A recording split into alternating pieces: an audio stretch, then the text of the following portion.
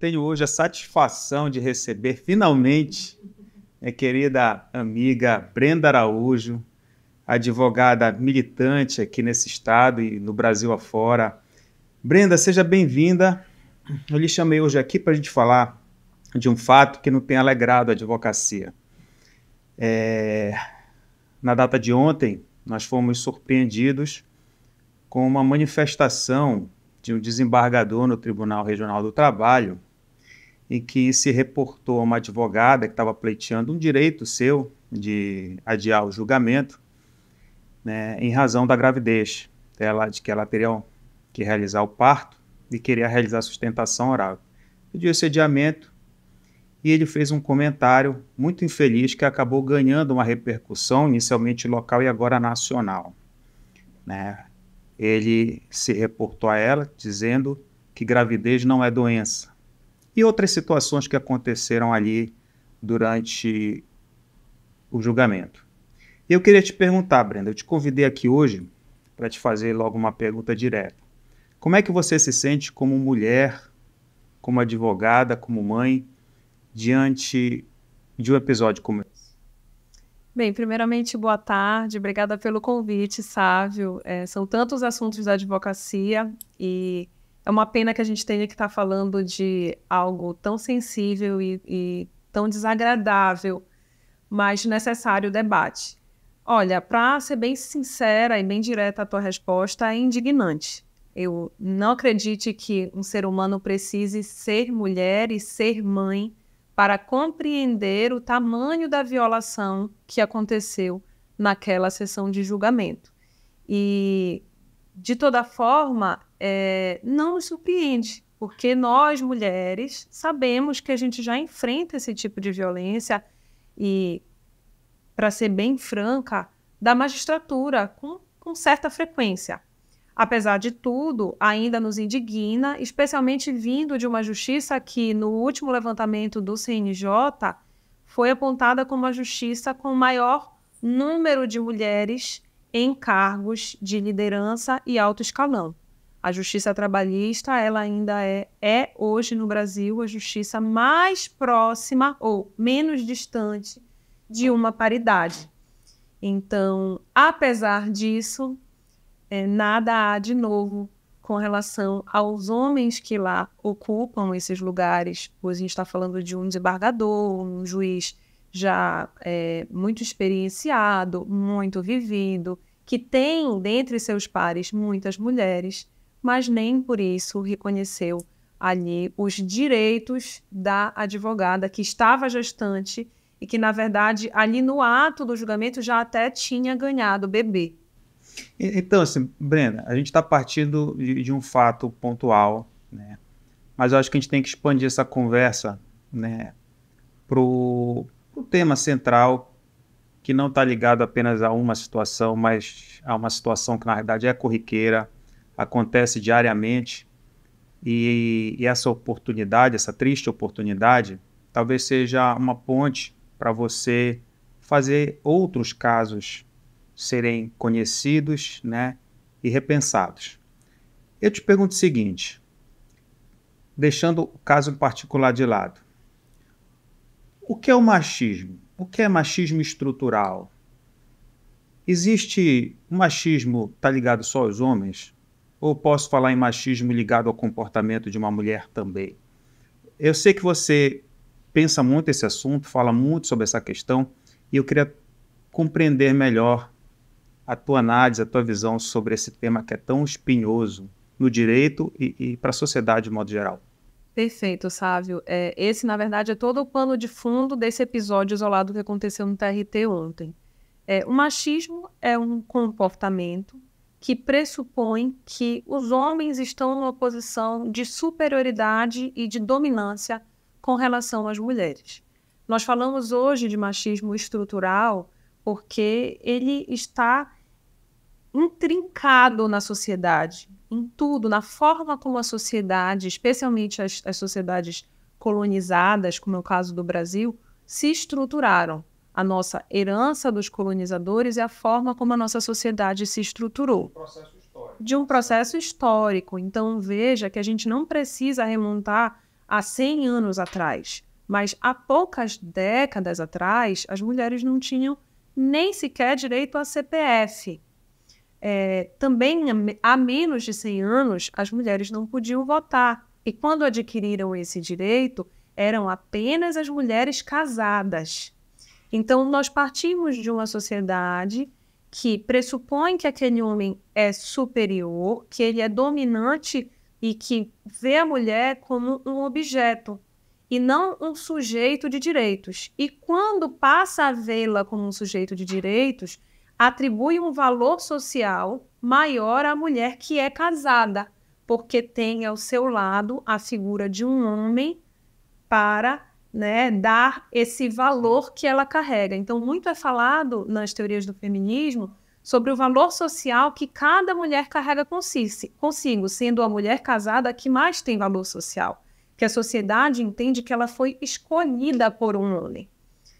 E nunca, veja bem, nunca colocando a mulher o poder de ter a escolha sobre o seu próprio futuro. Então, até a mulher viúva, ela tem um valor social maior do que a mulher solteira. Porque a viúva é aquela que já foi escolhida e já perdeu essa companhia, enquanto que a solteira é lida pela sociedade como uma mulher que não foi escolhida por aquele príncipe que é reforçado nas imagens dos contos infantis, é reforçado pela mídia, que a mulher vai ser aquela que vai ser pedida em casamentos de joelhos. Ela foi escolhida para subir para um outro patamar. Então, assim, isso não pertence só aos homens, porque a sociedade se formou dessa maneira, de modo que nós, mulheres, carregamos conosco expressões machistas, modos de pensar machistas. Eu, todos os dias, me corrijo, todos os dias me penitencio e todos os dias aprendo alguma coisa que eu não posso falar, ou canto uma música e falo, peraí, essa letra é absolutamente machista, não tem mais condições de eu estar cantando essa música. Então, nós somos uma sociedade em franca transformação, efervescente. Um episódio como esse do TRT, ele vem só acender, né? Botar mais lenha nessa fogueira, então serve para trazer reflexão da sociedade. A gasolina está aí. Isso é só uma faísca, na realidade, que acaba incendiando. A gente não sabe as proporções que isso vão tomar, né? Eu creio que o CNJ tomou providência. A mídia nacional, agora voltando ao caso específico aqui do TRT, a mídia nacional já encampou essa notícia. O que eu percebo, e te faço isso numa forma de pergunta, Brenda, é que o que está gerando uma indignação muito grande por parte da advocacia e da mulher e da sociedade como um todo, porque os homens se sentem ofendidos porque têm suas esposas, suas filhas, né, suas irmãs, é que o problema não é o caso particular em si. O problema é tudo aquilo que está acontecendo para além deste caso. É uma dor reprimida que está aí há muitos anos e esse caso simplesmente descortina, né, todo esse problema e as pessoas passam a dar tratamento a ele. E aí, o machismo, todo mundo sabe que existe, né? Difícil uma criatura hoje consiga negar essa realidade histórica, alguns com maior ênfase, outros menos. Mas a gente espera que o machismo ele fosse menor no ambiente judiciário, porque nós estamos falando de um ambiente que você busca preservar direitos. Nossa Constituição assegura a igualdade de gênero, diversas leis asseguram isso. Então você imagina que, em tese, no ambiente judicial, esse machismo, esse tipo de comportamento deveria ser menor. E a coisa estoura justamente onde? Num julgamento de um colegiado de segunda instância, de uma justiça federal, que é a Justiça do Trabalho. E você é advogada, né? Você milita nesse tipo de ambiente. O machismo é intenso na área jurídica para uma mulher como você, que está no pleno exercício da profissão? Diariamente. Diariamente nós nos deparamos com situações talvez não tão esdrúxulas quanto essa que aconteceu, que foi representativa e escancarou muitos outros precedentes. Mas o machismo está nas pequenas coisas, não só nas grandes manifestações, como essa que aconteceu no TRT aqui. E é interessante você observar, se você olha essa sessão de julgamento, observe que o desembargador em questão, ele não permite que a colega dele, desembargadora, tão autoridade quanto ele não permite que ela conclua o raciocínio. Ele a interrompe por mais de uma vez, ela não consegue terminar de explicar que, na verdade, aquela advogada que estava gestante já ganhou o bebê. E isso só para você imaginar, sabe?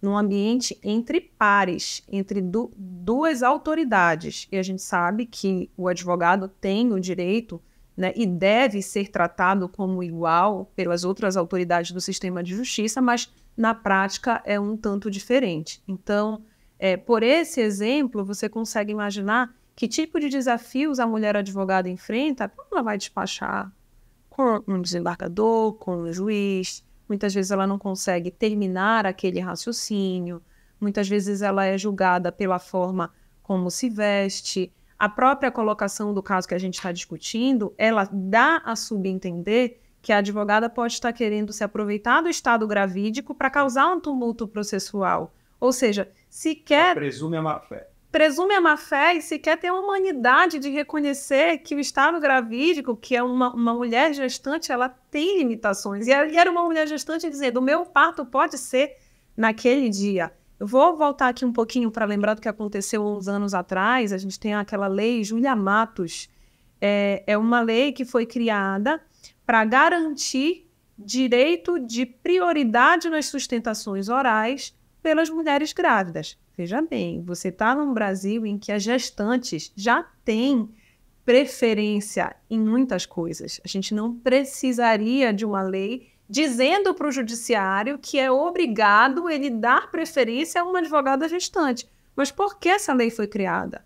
Porque uma advogada, aos 9 meses de gestação, passou horas a fio esperando para fazer uma sustentação oral num tribunal no qual lhe foi negado o direito de preferência. Ela não podia sair dali para se alimentar, ela não tinha onde sentar, ela honrou a sua carteira, honrou seu juramento. Fora do tribunal a lei era aplicada, no tribunal não. não. Ela honrou, fez a sua sustentação, mas em decorrência disso ela entrou em trabalho de parto. E veio a nascer, salvo o melhor juízo, a Júlia, que seria a bebê. Então, assim, isso não aconteceu há poucos anos. Então, assim, são casos representativos do que nós vivemos no dia a dia. O que você está falando, Brenda, foi destacado num artigo da Janaína Matida, no Migalhas, que ela, abordando a questão da fala do desembargador em relação à advogada, captou no vídeo que foi circulado outras condutas que também merecem reprovação. E ela destacou, ninguém estava falando sobre isso. Todo mundo centralizou na questão da advogada por causa dessa fala que foi muito infeliz, né, a respeito da gravidez. Mas ela destacou a interrupção da outra colega desembargadora que falava e ele imediatamente interrompia a fala dela de uma forma um tanto ríspida. Claro que não houve ali nenhum tipo de palavra de baixo calão, nenhum tipo de agressão verbal intensa, mas é uma agressão que é relevante, é a agressão da interrupção de alguém ali que denota se achar no direito de interromper, levando a crer que está fazendo isso porque é uma mulher. Será que ele age assim com os homens da corte? Se você parar, eu vou te fazer esse desafio aqui agora.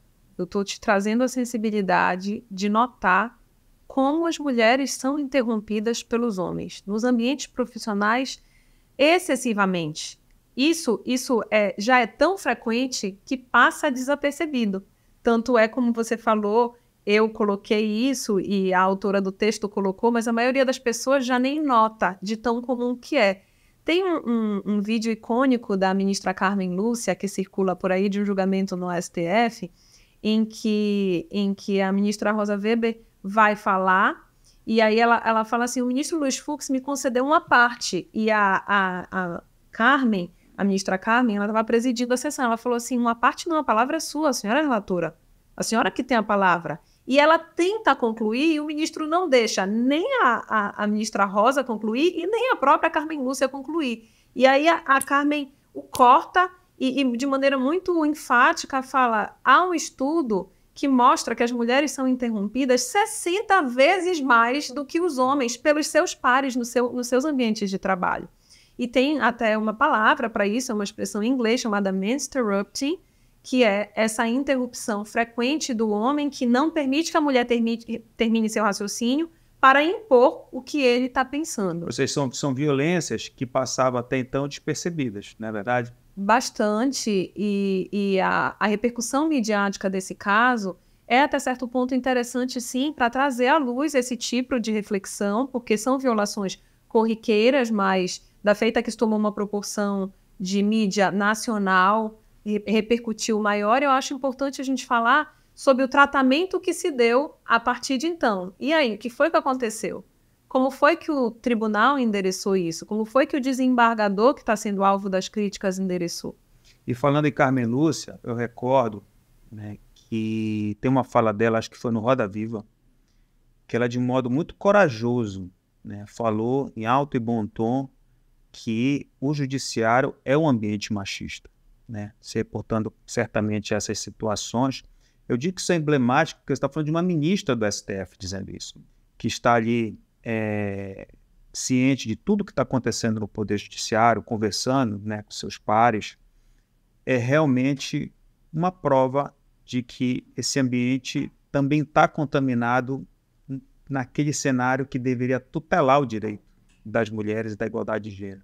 Essa ministra, ela sabe na pele mais do que muita gente sabe, com todo o respeito e admiração que eu tenho pelo histórico dessa mineira de sangue super forte, que é a ministra Carmen Lúcia, mas ela é uma das únicas 3 mulheres que ocuparam um assento na Corte Suprema desse país. E a gente está falando de décadas de existência de um Supremo Tribunal Federal que só teve 3 mulheres brancas. Muita gente não sabe disso, mas a ministra Carmen Lúcia, em 2007, eu escrevi sobre isso num artigo, ela foi a primeira mulher a usar calça comprida no plenário do STF, porque era proibido. Então, até ali a gente tinha a ministra Ellen Grace, que vestia-se sempre com os tailleur. Eu acho que você pensa em Ellen Grace, pensa num tailleur com saia e blazer, e aí vem a Carmen Lúcia e rompe com isso. Em 2007, um dia desses, as mulheres ainda não eram permitidas usar a roupa que desejavam, trajes adequados dentro da Suprema Corte. E esse último estudo do CNJ, que já está até um pouco defasado, porque é de 2018, ele mostra que há uma pirâmide em que há muitas juízas de carreira na base, mas quando você passa para o 2º grau e para o 3º grau, isso afunila significativamente. As juízas são praticamente 50% da classe. Quando chega no 2º grau, descem para 25%. E quando chega nos tribunais superiores, 16%. Não sobe a pirâmide, né? Não sobe. Não sobe. Aí fica a pergunta, por quê? E se você for fazer um histórico, as que sobem, em sua maioria, sobem por antiguidade e não por merecimento. Então, aqui no estado do Pará, a gente tem um cenário bastante diferente disso, né? Temos uma composição de corte de 2º grau com muitas mulheres, mas isso é totalmente fora da curva do que a gente encontra no restante dos tribunais no Brasil. E da importância dessas pautas de paridade, né, que no judiciário ainda tem muito a avançar em relação a isso. Nós discutimos intensamente dentro da advocacia a paridade no âmbito do acesso ao 5º, mas nós estamos falando aí apenas do 5º, né, uma pequena parcela do Poder Judiciário que passa a ter acesso por meio de uma regra paritária que nem todos aplicam, né? Nem todas as OABs aplicam. Mas no âmbito do judiciário propriamente dito, você não tem essas regras claras em termos de promoção da magistratura de acesso aos cargos superiores. Mas recentemente, Sávio, houve um movimento no CNJ para que as mulheres possam ascender com mais frequência dentro da magistratura. E é curioso você perceber... Tem alguma proposta de normatização em relação a isso? Tem, já existe. Foi votado, tá? Eu acredito que seja um provimento, e ele cria critérios mais claros para que as mulheres sejam promovidas cada vez. Ou seja, tirando as regras de promoção, isso, para que possa. Tem sim. Não passou da forma como se propôs originalmente, mas foram discussões brilhantes. A gente teve votos de ministros homens que foram realmente de uma sensibilidade extrema. Então, esse episódio no TRT da 8ª Região, ele cai poucas semanas depois de uma discussão dessa, sabe, no topo do judiciário brasileiro.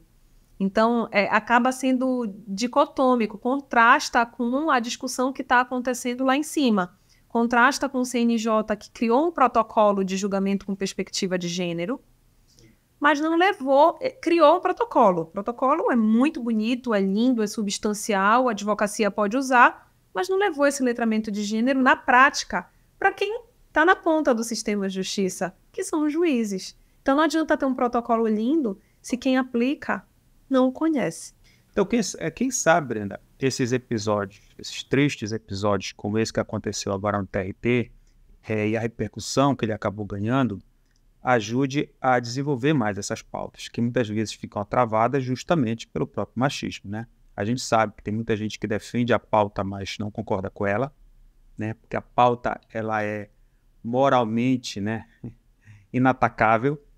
Então as pessoas, sua reserva moral, né, sua essência é contra, mas a pessoa não tem coragem de falar. Então muitas pautas acabam, eu percebo, não avançam por causa disso, né? Mas esses eventos, procurando tirar proveito das coisas ruins, né, que é assim que a gente evolui, pode ajudar, eu espero, a desenvolver essas pautas pelas quais eu sei que você luta intensamente. É por isso que a advocacia tem que cobrar medidas concretas, porque as palavras o vento leva, né, meu amigo? As palavras o vento carrega, e notas de repúdio o vento carrega, pedidos singelos de desculpa, ou a nota do TRT que foi publicada lamentando o episódio, não resolvem. É necessário que a gente tenha ações concretas de letramento de gênero, ações efetivas mesmo, que levem a, de fato, evitar que esse tipo de situação aconteça novamente. Então, eu penso que o caminho é esse, Brenda. O nosso objetivo aqui, falar desse assunto, acho que mais do que condenar, né? Quem tem que condenar são, se for o caso, depois do direito de defesa, são os órgãos que têm jurisdição e controle disciplinar sobre o magistrado. Acho que o objetivo é levar este fato a um debate mais amplo, com o objetivo de evoluir, né? De construirmos um mundo melhor, em que essa desigualdade possa diminuir com o passar dos anos, dentro de um processo histórico que seja o mais rápido possível, que já são centenas de anos, milênios, em que essa desigualdade estava consolidada. Então não vai ser fácil evoluir, não vai ser rápido, mas esses eventos podem acelerar esse processo. A importância do debate, e é por isso que eu agradeço a tua participação aqui, para a gente aproveitar esse momento, né?